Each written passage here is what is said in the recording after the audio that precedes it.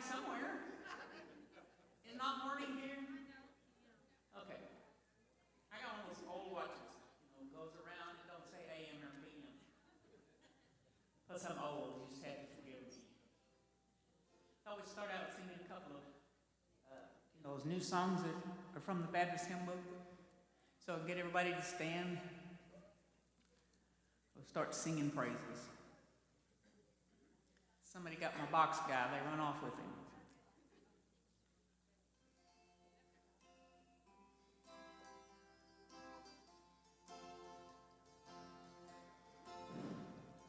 Shall we gather at the river where bright angel feet have trod, with its crystal tide forever flowing by the throne of God?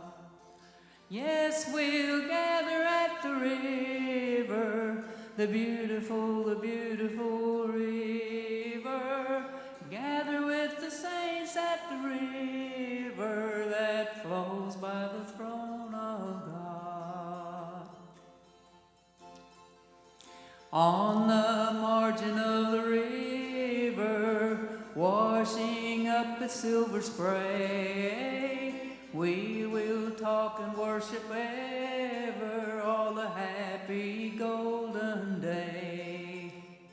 Yes, we'll gather at the river, the beautiful river, gather with the saints at the river that flows by the throne of God.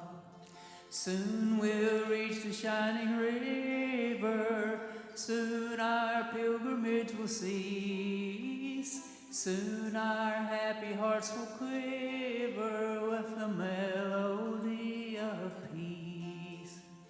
Yes, we'll gather at the river, the beautiful river, gather with the saints at the river that flows by the throne of God. Amen. I heard 2 or 3 of you. I didn't hear a lot of you.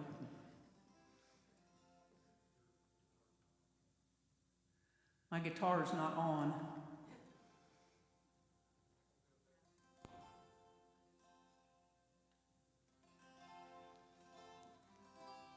Is it on now?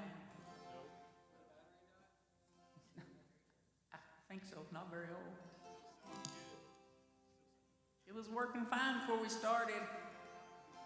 Can you hear it? They can hear it. They can't hear it. I can't ever hear it, so you can tell me anything. You tell me anything, I believe you. So. We're going to perform surgery. You didn't know Chris was a surgeon, did you? He is sometimes. Well, let's see.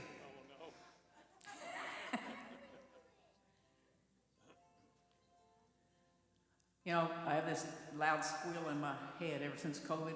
Sometimes it's really bad, like banging my head against the wall to make it stop. So I see the doctor about it, and he does these prescriptions that he thinks will work. They didn't work. So he sent me to a specialist, and they do all these tests, and they tried 2 or 3 or 4 or 5 different kind of prescriptions, and they didn't work. So I went back in, and he said, well, all I can tell you is you're just going to have to mask it. I said, mask it? Yeah, he said, listen to other sounds where you don't pay any attention to it. So I'm getting real good at that. If you walk into my television's up so loud that the neighbors hear it, but I can't hear the squeal. So back to my regular doctor, told him what that doctor said. And he says, well, he looked at all the tests and he said, near as I can tell, you're just going to have to give up coffee. I said, excuse me?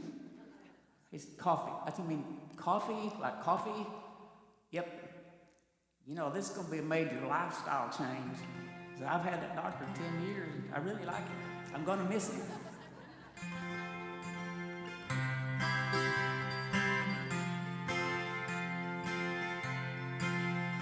I know not why God's wondrous grace to me He hath made known, nor why worthy Christ in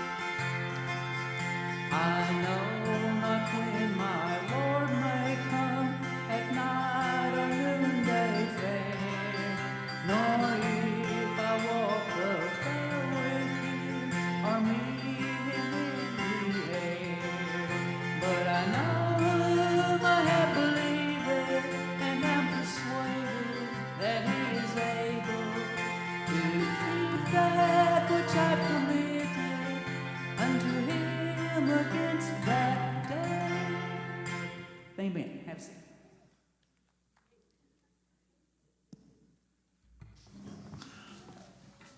All right, thank you, Ann. Good to see you here tonight. Chris committed a staff sin. He asked Ann to tell a joke. So she did good. I never know how the joke's going to go. She did good. All right, 2 Samuel chapter 18. 2 Samuel chapter 18. Tonight is the exciting conclusion, unless you're David's son, the exciting conclusion of what we've been looking at for the last several times, and it's been a few weeks since we've met. And so we're finally going to get to see that tonight as David and his son are fighting for the kingdom. David has fled in Jerusalem along with his military and his supporters. He's on the run, and Absalom has now overtaken Jerusalem to set up himself as king. And honestly, most of the 10 tribes of Israel, 10 out of 12, have, in fact, really 11 out of 12, have really said okay. Whether they meant it or not, I don't know. I think they just thought it was inevitable that Absalom was going to become king. And so we're going to see an interesting end to that tonight, and how not just those who are close to Absalom react, but also all the tribes as well. And so we'll see that in a minute. But they are gathering for battle. If you remember last time, it's time to fight it out. David is reluctant to do that, and he makes it a plea not to kill his son because it's his son, even though his son is not giving him the same benefit of the doubt or the same consideration. All right, chapter 18 of 2 Samuel, verse 1. David mustered the men who were there with him and appointed over them commanders of thousands and commanders of hundreds. David sent the troops out, a third under the command of Joab, a third under Joab's brother Abishai, son of Zeruiah, and a third under Ittai the Gittite. The king told the troops, "I myself will surely march out with you." But the men said, "You must not go out. If we are forced to flee, they won't care about us. Even if half of us die, they won't care. But you're worth 10,000 of us. It would be better now for you to give us support from the city." The king answered, "I will do whatever seems best to you." So the king stood beside the gate while all the men marched out in units of hundreds and of thousands. The king commanded Joab, Abishai, and Ittai, "Be gentle with the young man Absalom for my sake." And all the troops heard the king giving orders concerning Absalom to each of the commanders. So David went to great lengths to make sure that to convey his wishes that his son not be killed. That's really what he's saying to them when he says, "Go easy on him." Knowing that the enemy was soon to arrive, David numbered his troops, divided them into 3 companies, and placed Joab, Abishai, and Ittai as their commanders. Whatever approach Absalom and Amasa used, David's men would be able to maneuver and help each other. David offered to accompany the army, but the people told him to stay in a place of safety in the walled city. This is really where you see a stark difference between David and his son. David, again, is an experienced warrior. He has fought many battles. Absalom knows how to comb his hair. He really is completely dependent upon his general for military experience. And so David immediately does what David knows how to do. They come up with a battle strategy. They divide his army into 3 companies, the 3 groups. And he has, a seasoned, experienced, detailed battle plan. We don't know anything about Absalom's battle plan at all. I think he just lumbers out there and thinks that they're just going to fight it out. There is one change in his plan that is made. David, he's accustomed to fighting his fights and not just sending people out.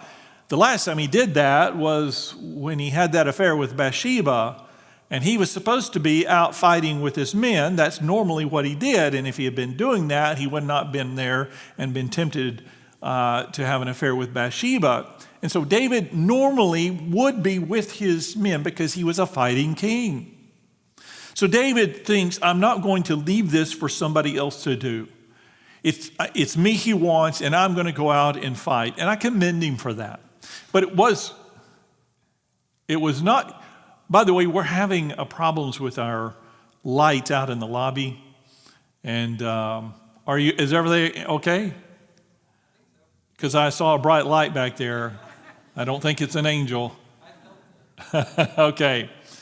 And so, but the men said to David, look, I know you want to fight, but strategically, you're the one he wants. He's not coming after, Absalom's not coming after us so much. He's just trying to get to you. And if you come out with us, you're not going to be defended by city walls. And they're going to be looking for you. And all they're going to think about and all they're going to do is focus on you.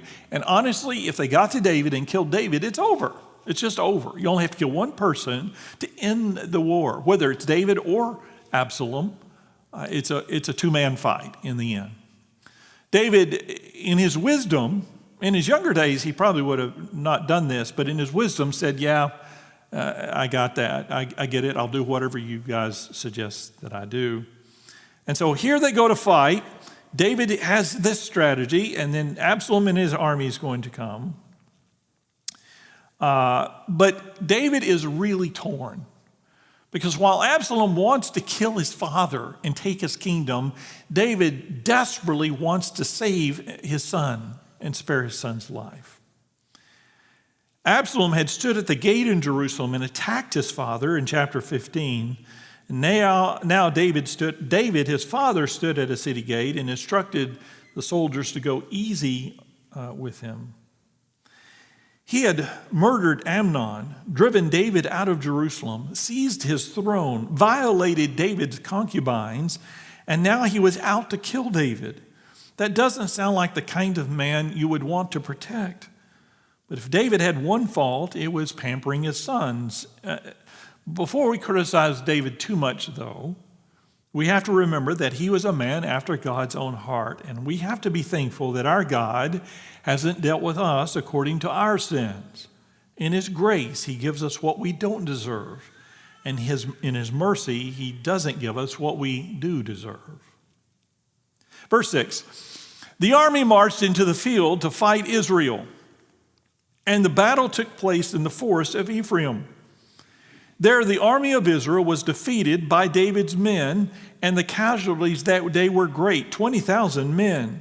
The battle spread out over the whole countryside, and the forest claimed more lives that day than the sword, which is interesting. Do you understand what he's saying? The terrain was so rough and the forest so thick that many of them died just falling off of cliffs and other things. And certainly of David and Absalom, one of them is about to die. Verse 9. Now Absalom happened to meet David's men. He was riding his mule. And as the mule went under the thick branches of a large oak, Absalom's head got caught in the tree. He was left hanging in midair while the mule he was riding kept on going. As I told you last month, I'm just shocked that Absalom is going into battle riding a mule. Rather than a horse. Verse 10, and it may be the mules were better in the forest. I don't know. Any mule army people out here, you can correct me. I don't know the strategy for that. But surely he had access to a horse, but he rode the mule instead. Verse 10, when one of the men saw this, he told Joab, I just saw Absalom hanging in an oak tree.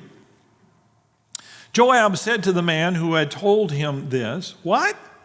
You saw him? Why didn't you strike him to the ground right there? Then I would have had to give you 10 shekels of silver and a warrior's belt. In other words, I would have had to reward you had you done that. Now, why didn't the guy do that? Because he was under orders by David not to do that. Now, Joab, he sees as a military commander, not necessarily very well as a servant of the king. And from a strategic point of view, Joab had a good point. The reality was Absalom needed to die. When you try to kill your own father and seize the kingdom, in fact, you overtake the capital city, it's kind of you or them. And it would have ended the battle or the war right there immediately. Verse 12, but the man replied, even if 1,000 shekels were weighed out into my hands, I would not lift my hand against the king's son. In our hearing, the king commanded you and Abishai and Ittai, protect the young man Absalom for my sake. And if I had put my life in jeopardy, and nothing is hidden from the king, you would have kept your distance from me. Joab said, I'm not going to wait like this for you. So he took 3 javelins in his hand and plunged them into Absalom's heart while Absalom was still alive in the oak tree. And 10 of Joab's armor bearers surrounded Absalom, struck him, and killed him. So he didn't waste any time. Joab says to the guy, I don't have time for this foolishness. And so he went straight to Absalom and killed him. Verse 16, then Joab sounded the trumpet, and the troops stopped pursuing Israel, for Joab halted them. They took Absalom, threw him into a big pit in the forest, and piled up a large heap of rocks over him. Meanwhile, all the Israelites fled to their homes. So it didn't take long for word to get out, obviously, that Absalom was dead, and everybody, tens of thousands of soldiers, knew exactly what that meant. It was over. And so they ran. On a personal note, with that many people in his army, I'm rather shocked that Absalom doesn't have more men protecting him. I mean, it's just terrible strategy. He's hanging in the tree for a while, long enough for this guy to go back to Joab and tell him the whole story, and then Joab to get some weapons and go kill him. And he's still hanging there. He didn't have one guy to help him. They don't have a pocket knife or anything. Anyway, to cut him out of there, verse 18, during his lifetime, Absalom had taken a pillar and erected it in the king's valley as a monument to himself. For he thought, I have no son to carry on the memory of my name. He named the pillar after himself, and it is called Absalom's monument to this day. How much his heavy head of hair contributed to this accident isn't recorded, but it's ironic that the thing he was so proud of turned out to assist in his death. The soldiers who encountered Absalom hanging from the tree didn't dare touch him, but Joab has his own agenda. It was Joab who had orchestrated the reconciliation of David with Absalom some time back. He's the one that saw to it that Absalom was able to come home. And now Joab ignored David's orders and killed him. There are going to be repercussions of that. Verse 19. Now Ahimaaz, son of Zadok, said, let me run and take the news to the king that the Lord has delivered him from the hand of the enemies. Now, again, we've already seen enough to know you don't want to be the guy. You don't want to go to the king, King David, and announce the results of the battle, because this was a lose-lose battle for David. If he lost, he lost. If he won, he lost, because that meant Absalom was probably dead. But they don't get that, and so the guy says, Ahimaaz, he's eager to go tell him. Verse 20, you are not the one to take the news today, Joab told him. You may take the news another time, but you must not do so today because the king's son is dead. In other words, Joab is saying what? You don't want this job. No, you're just going to end up dead. You don't want this job. Then Joab said to a Cushite, which it's a bad day to be a Cushite, apparently, go tell the king what you've seen. The Cushite bowed down before Joab and ran off. Ahimaaz, son of Zadok, again said to Joab, come what may, please let me run behind the Cushite. Now hear the request, let me run behind the Cushite, which Joab had to have known that he's going to outrun the Cushite. But Joab replied, my son, why do you want to go? You don't have any news that will bring you a reward. He said, come what may, I want to run. So Joab said, run. Then Ahimaaz ran by way of the plain and outran the Cushite. While David was sitting between the inner and outer gates, the watchman went up to the roof of the gateway by the wall. As he looked out, he saw a man running alone. The watchman called out to the king and reported it. The king said, "If he is alone, he must have good news." And the man came closer and closer. Then the watchman saw another man running, and he called down to the gatekeeper, "Look, another man is running alone." The king said, "He must be bringing good news too." The watchman said, "It seems to me that the first one runs like Ahimaaz, son of Zadok." Now, apparently this guy could run. First of all, he outran the Cushite, but he runs in a particular way. They can tell. This guy's fast. This must be Ahimaaz. "He's a good man," the king said. "He comes with good news." Then Ahimaaz called out to the king, "All is well." He bowed down before the king with his face to the ground and said, "Praise be to the Lord your God. He has delivered up the men who lifted their hands against my lord the king." The king asked, "Is the young man Absalom safe?" Ahimaaz answered, "I saw great confusion just as Joab was about to send the king's servant and me, your servant, but I don't know what it was." Is that true? No, it's not true. I don't blame him. I wouldn't want to tell him either. Verse 30, the king said, "Stand aside and wait here." So he stepped aside and stood there.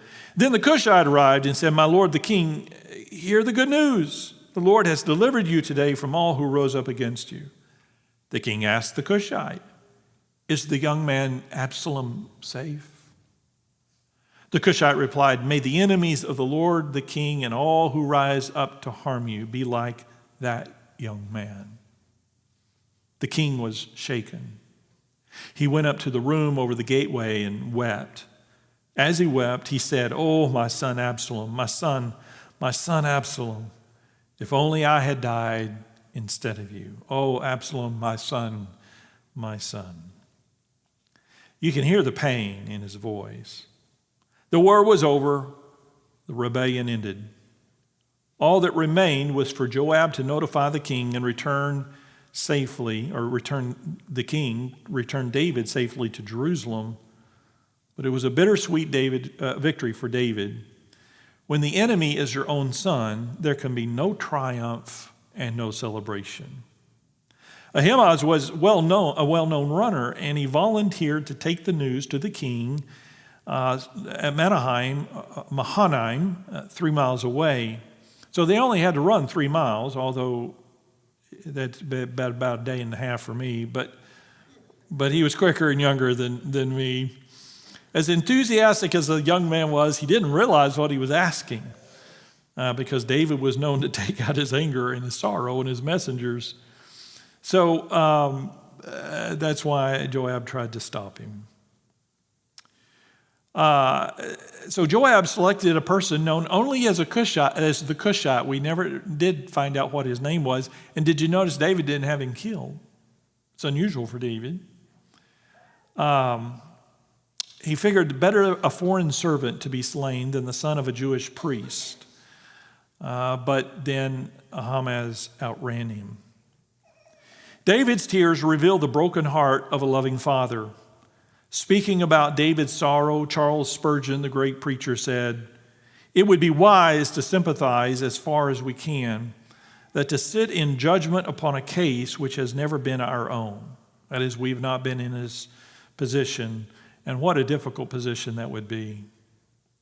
David wept when he heard about the death of Jonathan and Saul in chapter 1, the murder of Abner in chapter 3, and the murder of Amnon in chapter 13. So why shouldn't he weep over the death of his beloved son Absalom? David's problem wasn't that he grieved over his son, for grief is a very human response, and tears are part of the healing. His problem was, and this is important, he grieved excessively and would not permit himself to be comforted. We'll see about this in just a few moments. His response was not normal. He neglected himself, and his responsibilities and had to be soundly rebuked by Joab before he would take steps to return to Jerusalem and save the kingdom. Again, when an army wins the war, you celebrate. You don't grieve. And David is caught in the grief while all the rest of them want to celebrate, but the king is not celebrating. So he has responsibilities as a king. It's a difficult situation. All right, any comments about chapter 18 before we look at chapter 19? Or questions? Yes? David's response, we don't necessarily have the same words, but I'm thinking of our unsaved children. Yes. She said David's response might not be unlike our response to our unsaved children, that we grieve in a different way, but in some ways very similar. That's a good point.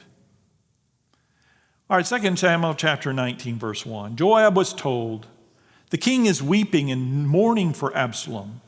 And for the whole army, the victory that day was turned into mourning, because on that day the troops heard it said, "The king is grieving for his son." The men stole into the city that day as men steal in who are ashamed when they flee from battle. The king covered his face and cried aloud, "Oh, my son Absalom, oh, Absalom, my son, my son." Now, does David know at this point that Joab is the one that killed Absalom? He does not. He doesn't know yet. He's going to find out pretty quick, but he doesn't know yet. Verse 5. Then Joab went into the house of the king and said, "Today you have humiliated all your men who have just saved your life and the lives of your sons and daughters and the lives of your wives and concubines. You love those who hate you and hate those who love you. You have made it clear today that the commanders and their men mean nothing to you." Now, for David, who's a military man, that's a strong rebuke, and it's accurate. "I see that you would be pleased if Absalom were alive today and all of us were dead. Now go out and encourage your men. I swear by the Lord that if you don't go out, not a man will be left with you by nightfall. This will be worse for you than if all the calamities that have come upon you from your youth until now." So the king got up, took his seat in the gateway. When the men were told, "The king is sitting in the gateway," they all came before him. Meanwhile, the Israelites had fled to their homes. The Scottish pastor Andrew Bonar used to say, "Let us be as watchful after the victory as before the battle." David won the battle, but he's got a bigger problem right now. He could lose his kingdom based on how he behaves right now. And so Joab's speech was really important. He needed to hear it. It's possible to win the battle but lose the victory, which is what happened with David after Joab defeated Absalom and his army. What should have been a day of celebration for David's army at Mahanaim became a confused time of embarrassment and shame for the people. It was very unlike David to be insensitive to the sacrifices of his men that they made as they served him, and normally he just never would do that. But that day he was so obsessed with the death of Absalom that he could think of nothing else. So by isolating himself from his men, the king turned a military victory into an emotional defeat. Fortunately, Joab's cutting speech worked, and David got up and did what he was supposed to do. Verse 9. Throughout the tribes of Israel, the people were all arguing with each other, saying, "The king delivered us from the hand of our enemies. He is the one who rescued us from the hand of the Philistines, but now he has fled the country because of Absalom. And Absalom, whom we anointed to rule over us, has died in battle. So why do you say nothing about bringing the king back?" So if you go back to verse 8, was it 8? Yes, the last sentence in verse 8 was, "Meanwhile, the Israelites had fled to their homes." Now the Israelites were the northern 10 tribes. There are 12 tribes, 10 tribes in the north, 2 tribes in the south. The 2 tribes in the south were Judah and Benjamin. but it's usually referred to as the kingdom of Judah. The northern 10 tribes are referred to as the kingdom of Israel. So you have Israel and you have Judah. So when it says in verse 8, meanwhile the Israelites had fled to their homes, he's talking about the 10 tribes of the north. They were the ones that were supporting Absalom the most, and so they bolted as soon as they found Absalom was dead. But then they started arguing in verse 9. Throughout the tribes of Israel, the northern 10 tribes, the people are all arguing with each other, saying, the king delivered us from the hand of our enemies. He's the one who rescued us. Now they're remembering how great David was. But now he's fled because of Absalom, and Absalom, who we anointed to rule over us, has died in battle. They acknowledge, we anointed him as king. We did that. Now he's dead, which means that we need a king. So they said, so why do you say nothing about bringing the king back? King David, verse 11, sent this message to Zadok and Abiathar the priests. Ask the elders of Judah, why should you be the last to bring the king back to his palace, since what is being said throughout Israel has reached the king at his quarters? You are my brothers, my own flesh and blood. David is saying this. So why should you be the last to bring back the king? So when David finally arrived in Jerusalem, it was a signal, and this is what we're going to see. He's going back to Jerusalem. It was a signal to the nation that the rebellion had ended and that the true king was back on his throne. But en route to Jerusalem, David made some royal decisions that sent out other important messages to the people. His first message was that he wanted his kingdom to be a united people. The old prejudices and animosities must be buried, and the nation must be united behind its king. And we're about to see that's going to be a challenge for him. And historically, and you probably know this, the Jewish nation, the Jewish tribes, the 12 tribes, did not get along with each other. In the hundreds of years to come, there are going to be many, many kings. And after David, there will be Solomon. And after Solomon, the kingdom will be split. From then on, it will be the northern kingdom of Israel and the southern kingdom of Judah, 2 tribes and 10 tribes.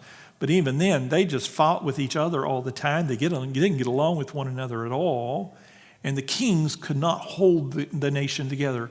The only ones that were able to do that really were Saul, David, and Solomon. And it's going to be a challenge right now for David to pull this together. He does, but it's going to be a real challenge for him. So obviously, the tribes are divided between the followers of Absalom and the followers of David. The question is, when you have a coup attempt, what do you do with everybody that supported the guy that got killed? What do you do with those people? Those commanders, those city leaders? Do you execute them? What about the commander of the army for Absalom? What do you do with him? David is facing that right here, right now. What is he going to do? So David began with Judah in verse 11. The leaders from all 12 tribes should have united in sending a formal invitation to David to return and reign. But party squabbles and tribal friction kept things in ferment. David knew that the trouble would only increase if he waited too long to regain his city and his throne, so he marched right ahead. After all, he was God's anointed king and didn't need to call for a referendum before taking up his fallen scepter. And he's right. He needed to go straight back to Jerusalem and start ruling again before other plans were developed. Judah was the royal tribe. David was from the tribe of Judah. His capital city was in Judah, and the elders of Judah had first made him king in chapter 2. So he logically turned first to the elders of Judah for help. Using his 2 priests as intermediaries, David took the elders of Judah that the Israelites in their other tribes were talking about returning the king to Jerusalem, but he had heard nothing from his own tribe. Absalom had begun his rebellion in Hebron, which was in Judah, and the leaders of Judah must have cooperated with him, so it was time they displayed their allegiance to David. It's kind of like in our country, for our politicians, if you can't win your own state, you're in trouble. Does that make sense? And we've had that happen a few times in my lifetime. A presidential candidate or a president or a candidate for whatever office can't even seem to get support from his own state. And so David knew he needed support from his own state, from Judah, his own tribe, in order to go back and regain his kingdom. Verse 13, David continues, and say to Amasa, and this is really striking, are you not my own flesh and blood? May God deal with me, be it ever so severely, if from now on you are not the commander of my army in place of Joab. So David has now learned how his son died, and he is firing Joab. Not only is he firing Joab, but he's offering the position to who? To a guy named Amasa. Who is Amasa? He had been the general for Absalom. It's remarkable. It's shocking. Verse 14, he won over the hearts of all the men of Judah as though they were one man. They sent word to the king, return, you and all your men. Then the king returned and went as far as the Jordan. So David appointed Amasa to be his general, and the news of this appointment must have shocked the leaders of the nation and then brought them great relief, for it meant that David was pardoning all the officials who had followed Absalom. Because the one guy everybody expected David to execute was this guy, the general from his enemy, who happened to be his son. Instead of killing him, which everybody expected that to happen, I can guarantee that Amasa expected to be executed at any moment. That would be the first order to the king. Everybody round up Amasa. We're going to have a hanging. We're going to get him. But he doesn't do that. Not only does he not execute him, he says, I tell you what, I'm going to give you the highest job in the land. Second only to the king was the general of the army. I mean, that's just a stunning strategy, but it was brilliant because everybody else under Amasa who had aided and abetted Absalom now know if he's not going to execute Amasa, he's not going to execute us. If Amasa is on the side of David now, then we'll be on the side of David. So it's just brilliant. Hard to do, can you imagine? But David did it. He's got a good head on his shoulders. And so that's exactly what happens. Verse 15.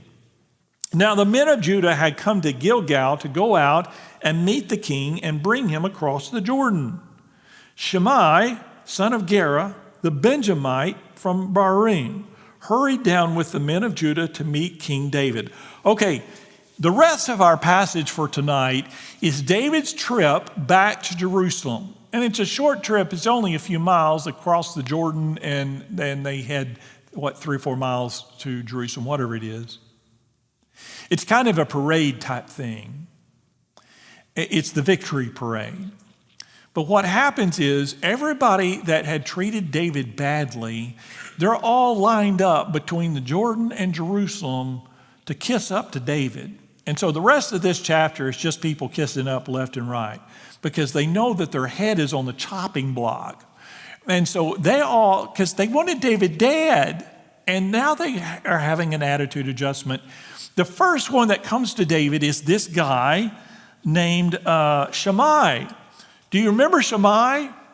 So when David fled Jerusalem with his men, they're walking down the valley in their hillsides on both sides, and this guy Shimei comes out and he's cursing and he's mocking David. He's throwing stones and he's spitting at him. Do you remember that? I mean, he's just laying into David, verbally just lambasting him. It was David's moment of shame. And remember, his guy said, why don't you let me go and whack this guy? We don't have to put up with this. And David stopped him and said, no, I don't want you to hurt him. Because why? Do you remember? He said, this is God's doing. He knew David knew that all of this was punishment because of his sin with Bathsheba and the murder of Bathsheba's husband. He knew because God had already told him that judgment through the prophet Nathan, and so he wouldn't let him touch this guy Shammai. Now, Shammai, realizing that he had popped off at the mouth, saying some unsavory things he shouldn't say, and throwing the stones and spitting toward David, he's in big trouble. And so, have you ever done, I know you've done that, we've all done that. We said something really stupid. We thought it sounded cool at the time. And then the next day or the next week, somebody has a talk with us or the Holy Spirit convicts us and realizes, oh, I can't believe I said that. What was I thinking? So this guy Shammai, verse 16, Shammai, son of Gera, the Benjamite from Barim, hurried down with the men of Judah to meet King David. With him were 1,000 Benjamites, along with Ziba, the steward of Saul's household, and his 15 sons and 20 servants. They rushed to the Jordan where the king was. They crossed at the ford to take the king's household over and to do whatever he wished. Now, this is quite a crew. This is Shammai, the guy who cursed him, and he brings with him 1,000 Benjamites from the tribe of Benjamin with him. And not only that, but there's a guy named Ziba there. Do you remember Ziba? Ziba was the guy who was responsible, that David made him responsible to take care of Mephibosheth. Mephibosheth was the crippled guy who was the son of his dear friend Jonathan. Remember that? So Mephibosheth was the only child of Jonathan left. David wanted to show kindness to the house of Jonathan because he loved Jonathan so much, his friend who had died in battle. And so he asked, he inquired, and they said, okay, there's this guy, he's crippled in both feet. His name is Mephibosheth. And so David had Mephibosheth came in and he says, I'm going to appoint this guy Ziba to take care of you from now on. And you're going to eat at my table like one of my family. But when David was fleeing, Mephibosheth didn't flee with David. But Ziba showed up. And Ziba said to David, while he was fleeing, this is before the big battle, while he was fleeing Jerusalem, Ziba said to David, here's all these donkeys and all this food. He brought him all these things, buttered him up. And David says, where's Mephibosheth? And Ziba said, oh, Mephibosheth is with your enemy. He can't wait till you're dead. And so David, in a moment of frustration, said to Ziba, all right, everything that belonged to Mephibosheth now belongs to you. Do you remember that? So he said, I give everything, all the lands and all the holdings that Jonathan had now belonged to Mephibosheth, and David gave it all to Ziba in one statement. So here is Ziba now. So Ziba had deceived him, by the way. He tricked him. So Ziba shows up, who is the steward of Saul's household, and his 15 sons and 20 servants. They rushed to the Jordan where the king was, and so they crossed over at the ford to take the king's household over and to do whatever he wished. They're gonna help him over the river on his way to Jerusalem and do whatever David wants. When Shammai, the guy who cussed him out, the son of Gera, crossed the Jordan, he fell prostrate before the king and said to him, may the Lord not hold me guilty. Do not remember how your servant did wrong in the day my lord the king left Jerusalem. Which is funny, he's asking David to forget what he's about to tell him, remind him of. What your servant did wrong on the day that my lord the king left Jerusalem, may the king put it out of his mind. For I, your servant, know that I have sinned. But today I have come here as the first of the whole house of Joseph to come down and meet my lord the king. Then Abishai, son of Zeruiah, said, shouldn't Shammai be put to death for this? He cursed the Lord's anointed. Now, Abishai is the one that had said to David previously, when Shammai was talking smack and spitting at David, it was Abishai who said to David, let me go kill him. And so here he is now saying to David, let me kill this guy. He's asking again. Let me take care of this. He should be put to death because he cursed the Lord's anointed. David replied, What do you and I have in common, you sons of Zeruiah? This day you have become my adversaries. Should anyone be put to death in Israel today? Do I not know that today I am king over Israel? So the king said to Shimei, you shall not die. And the king promised him on oath. Again, unique in history. You just don't ever see this. So not only were the men of Judah at the Jordan to welcome David, but his enemy Shimei, the Benjamite, was there with 1,000 men from his tribe. Ziba, the land manager for Mephibosheth, was in the crowd with his 15 sons and 20 servants. They all crossed the river to meet him on the western shore to help escort him on the other side. Somebody provided a ferry boat that went back and forth across the Jordan to carry the king's household so they wouldn't have to swim the river. When David arrived on the western bank of the river, Shimei bowed himself and begged for mercy. So David, by the way, kept his word and did not have Shimei killed for his crime. And I told you this a few weeks ago. When David was about to die, he warned his son Solomon to keep an eye on Shimei. Solomon put him under house arrest and told him not to leave Jerusalem. But when Shimei disobeyed the king, in 1 Kings chapter 2, he was taken and he was executed. So he is going to get it, just not from David. Verse 24, Mephibosheth, Saul's grandson, also went down to meet the king. Now you see you see the drama here?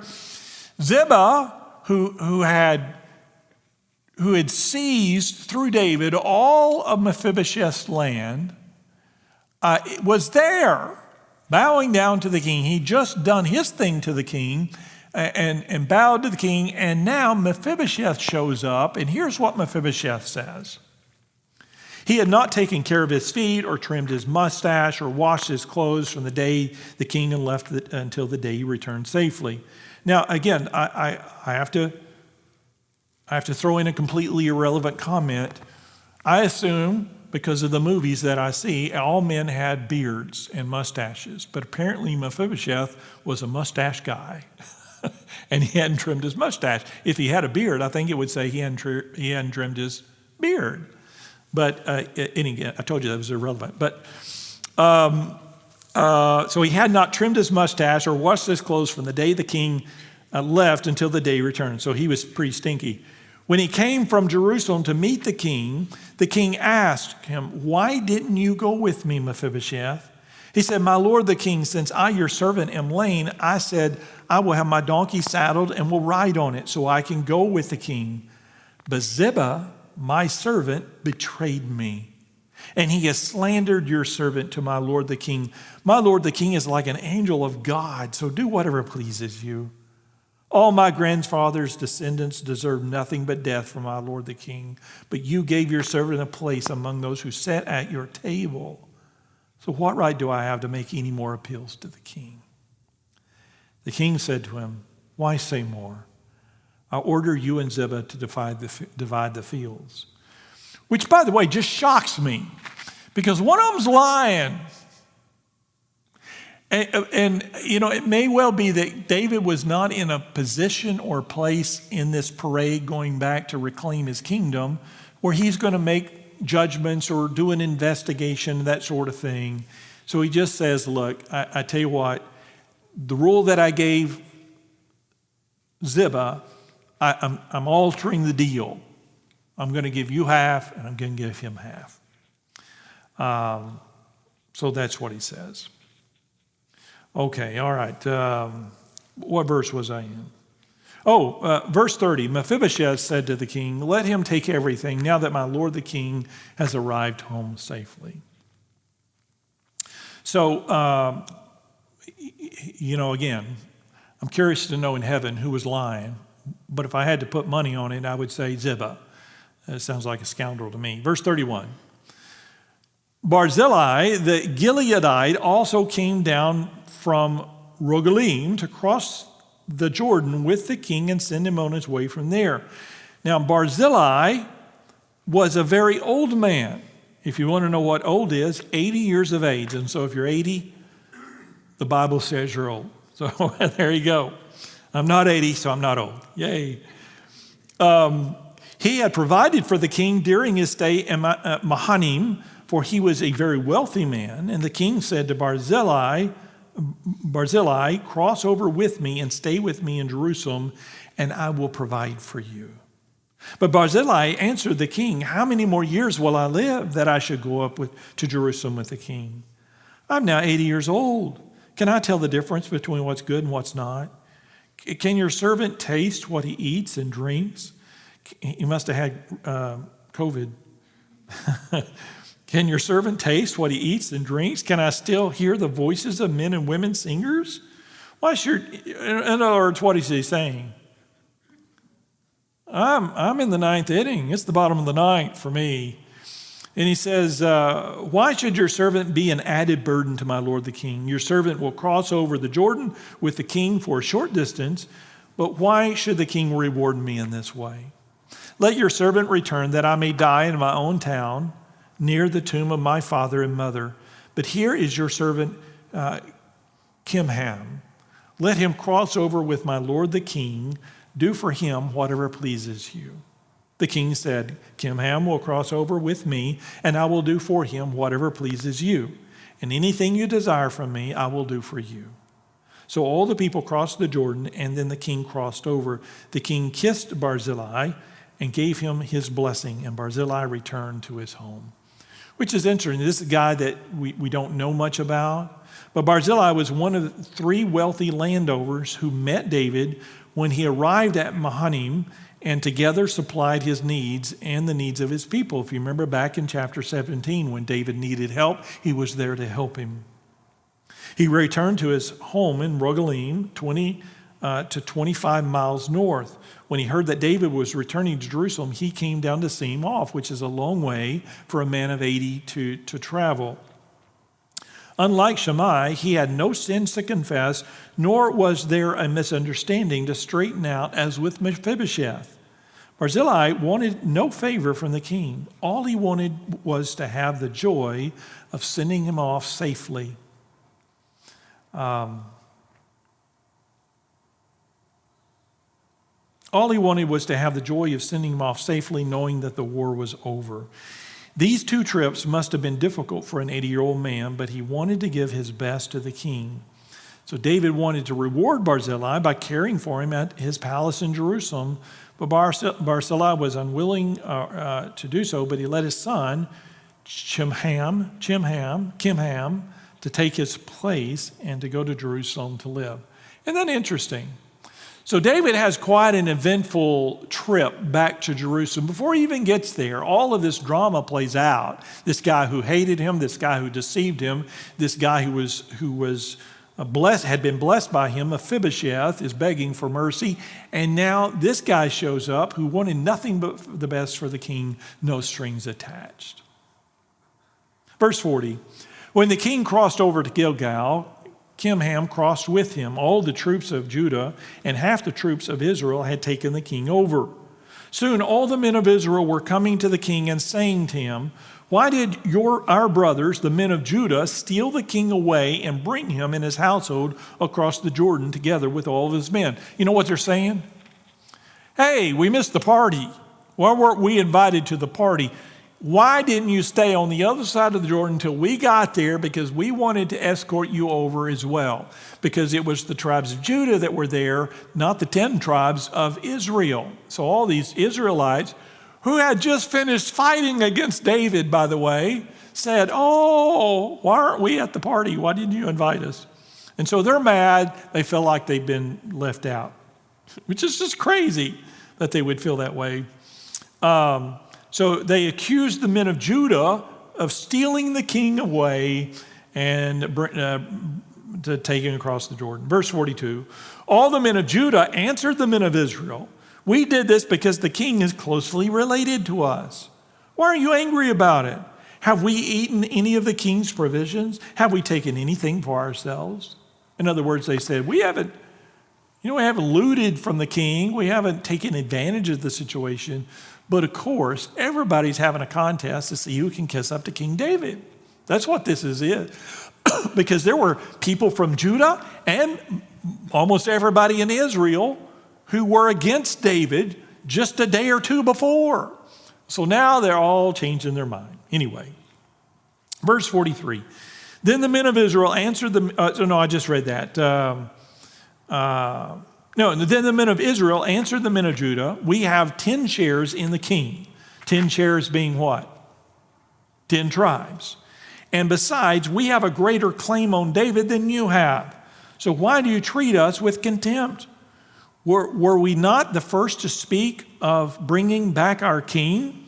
But the men of Judah responded even more harshly than the men of Israel. So you have all this jealous spatting going on between all 12 tribes are there arguing with each other. So David's troubles weren't over yet, for the long-running feud between the 10 tribes in Judah would surface again and almost cause another civil war. Shakespeare was right. Uneasy lies the head that wears a crown. He's won the war, and he's still struggling. He's still in a challenge. A crisis will bring out the best in some people and the worst in others. The representatives of the tribes were gathered at Gilgal to escort their king back to Jerusalem, and instead of rejoicing at the victory God had given his people, the tribes were fighting among themselves already. The men of Israel, the 10 tribes, were the 10 northern tribes, and they were angry at the southern tribe of Judah, which had also absorbed the tribe of Simeon. Israel was angry because Judah had not waited for them to arrive on the scene to help David home. Judah had kidnapped the king and had ignored and insulted the other 10 tribes. Judah replied that David was from their tribe, so they had the greater responsibility to care for him. Israel argued that they had 10 shares in David, but Judah had only 2, as though the king were some kind of security on the stock market. Apparently, nobody urged the tribes to call on God for his help, to remember that Gilgal, Israel had made a new beginning in Joshua's day, back in Joshua chapter 3. So they're in this place where this amazing thing had happened with Joshua. They're in that location, right there by the Jordan. And instead of worshiping, notice, God never comes into this conversation ever. Ever. Not one single person, not Ziba or Mephibosheth or Shammai or any of these others, the 10 tribes or the southern tribe, none of that. Nobody's talking about God. They're just arguing, fighting, and to see who can get into the king's good graces.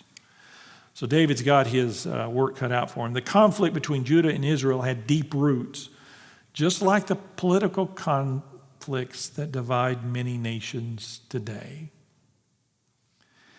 You know, I don't know if you watched the news today, but there's the usual craziness going on in Washington.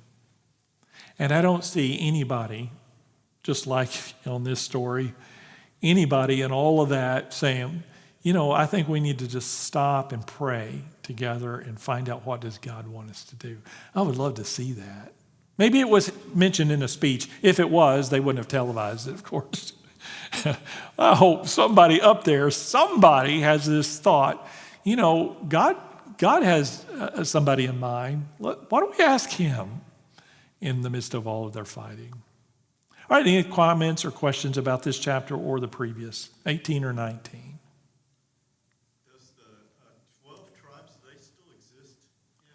Well, do the 12 tribes still exist? Yes and no. I can tell you what happened was the northern 10 tribes in the day of Jeremiah, which was Israel, and the southern 2 tribes, not the day of Jeremiah, I'm sorry.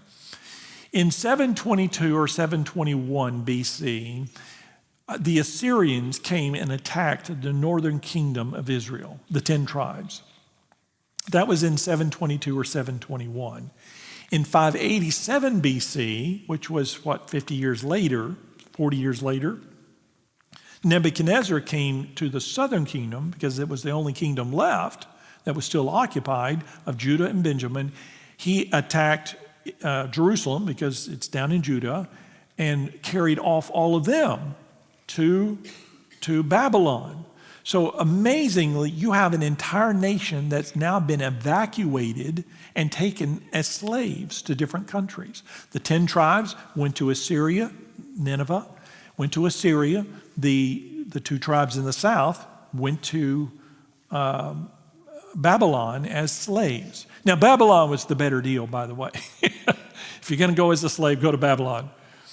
Because they treated them much better in Babylon, and they had a different strategy. In Babylon, they kept them all together. The tribes were still united as tribes.